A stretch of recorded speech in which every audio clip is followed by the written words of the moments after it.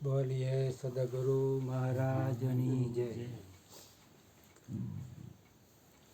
હમણાં સત્સંગમાં વાત થઈ કુંભ મેળાની,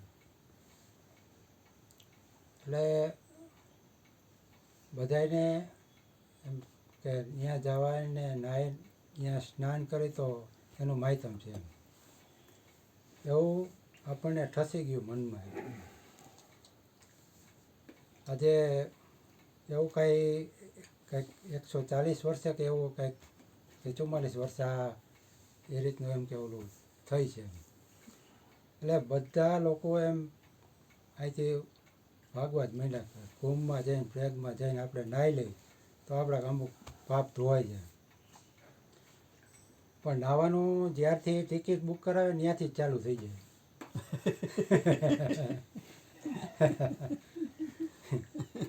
કારણ કે આજે અહીંયા જવાના 5 થી 10,000 15,000 જેવી જેની સગવડ એ પ્રમાણે બધા નાહી છે. કોઈ લાખોમાં નાહી છે.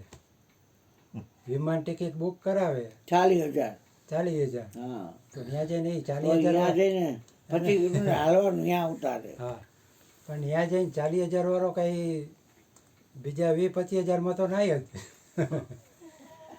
આવવાના 40 જવાના 40. તો ત્યાં જઈને કંઈ 40,000ની ટિકિટ બુક કરાવી સામાન્ય માણસ તો હોય નહીં. સામે હોટલ બુક કરાવે કે આ કે તે કે એના જે ટેન્ટ હોય એ બધું બુક કરાવે. એટલે એ રીતના માણસ નાહી છે, પણ એ રીતના એને ખબર જ નથી કે આપણે કેવી રીતના નાહી છીએ.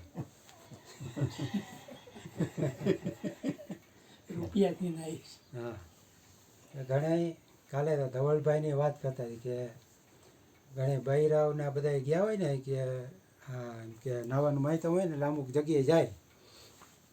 એટલે બૈરાવ નાતા નાતા વાત કરતા હોય કે હું તો આ ગંગામાં આવીને ગોમતીને આવીને વાન આવીને તો ભાઈ આ બાજુ નાતા હોય કે હું કે શેર બજારમાં નાહ્યો ને યસ બેંકમાં નાહ્યો. શેર બજારના રૂપિયા નાખ્યા હોય ને તૂટે એટલે નાહી રહ્યા. બીજું ઘણા એને બેંકો ઉઠી જાય, ખૂબ પૈસા ભેગા કર્યા બેંકમાં મૂક્યા. નાદારી નોંધાવી દઈએ. હા, નાદારી નોંધાવે નાહી જાય. એટલે ખરેખર નાહવાનું માહિતમ એવું નથી. ખરેખર અહીંયા આપણે તો કેવી સગવડ છે કે જ્યાં સત્સંગ થાય ત્યાં જ્ઞાન ગંગા પ્રગટ જ હોય. તો આપણા ખરેખર આપણા નસીબ હારા કે આવું સ્થળ છે આપણે અહીંયા સત્સંગ ડેઈલી હાલે છે. અને જ્ઞાન ગંગા રોજ બાપુ વહાવે. ને અહીંયા આવી ગયા એટલે આપણે જ્ઞાન ગંગામાં નાહી જ લીધું, પછી અહીંયા જવાની જરૂર નથી. અને ખરેખર સંતો ભલે અરુણ બાપુ એમ કહે કે હું તાળું કહીને કહું, પણ એ આપણને અહીંયાથી બચાવી લેતા હોય ખોટા ખર્ચામાંથી કે ખોટી મહેનતથી ઘણી રીતે બચાવે.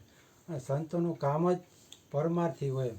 એને કોઈ સ્વાર્થ નથી કે ભાઈ તમે જાઓ તો ભલે ન જાઓ મને હું, કે જાઓ તો મને હું સાચું કહું એમ.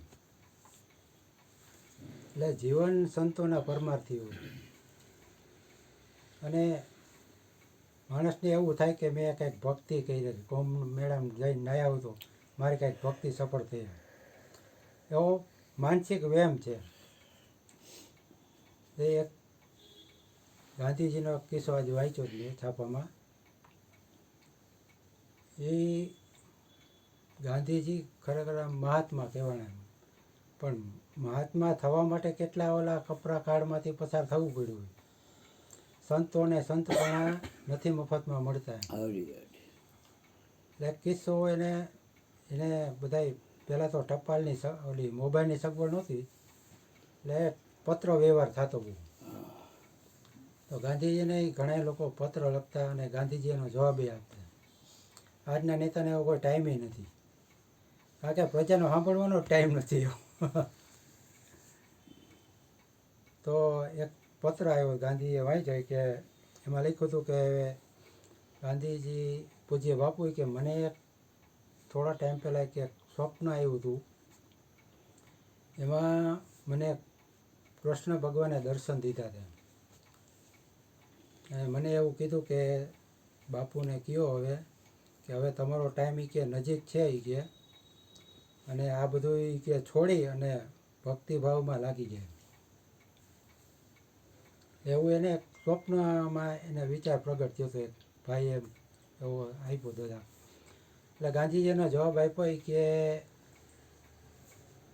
ખરેખર ઈ કે હું તો ભગવાનને ઈ કે ક્ષણવારે ભૂલતો નથી,